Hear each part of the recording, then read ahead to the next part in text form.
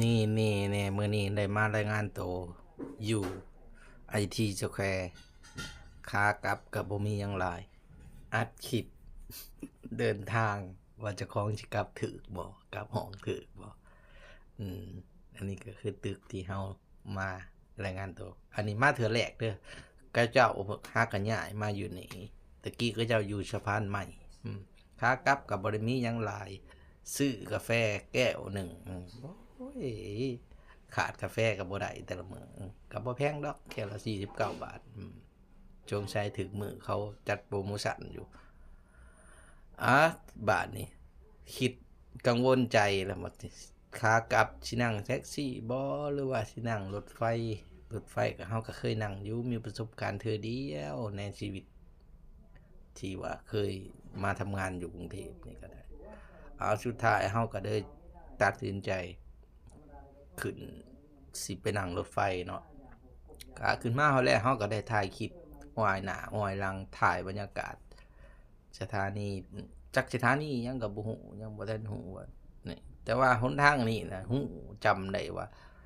หนทางที่เฮาเมื่อบ้านเฮากลับภาคอีสานนะอันนี้มันคือวิภาวดีเนาะถ้าเว้าง่ายๆก็ไปหันก็ดอนเมืองหันแหละคิดว่าเนาะแล้วก็ย่างไปเรื่อยๆแล้วก็ย่างเว้าไปนำแต่ว่าเสียงที่เฮาอัดสดๆเฮาบ่ได้ให้ออกอากาศเนาะเพราะว่าเสียงมันดังเสียงรถนั่นแหละคือว่าเฮาก็มาอัดเอาใหม่อัดเว้าโฆษณาใหม่เว้าง่ายๆก็แล้วก็มาฮอดจุดหมายที่ว่าเฮาจะขึ้นแล้วจะเป็นสถานีรถไฟมักง่ายหนึ่งแต่ว่าลืมอ่านนะลืมอ่านว่ามันสถานีอีหยัง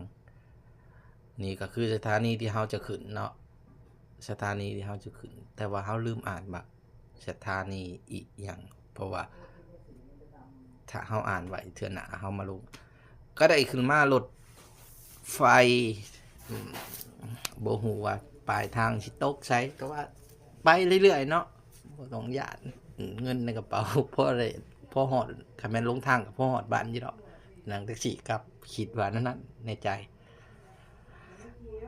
ในที่สุดเฮาก็มาฮอดสถานีจักจะมาสถานีอีหยังเฮาก็ลืมแหละเฮาบอกออกมาแล้วเจ้าไปทางใดดีเนาะว่าซ้ายขวาซ้ายย่างไปซ้ายแล้วก็คิดออกโอ้เดี๋ยวมาถามเจ้าหน้าที่ก่อนอย่าเจ้าของไปบ่ถูกหม้องนี้หม้องไหนลงไปนี่แม่นหยังวะ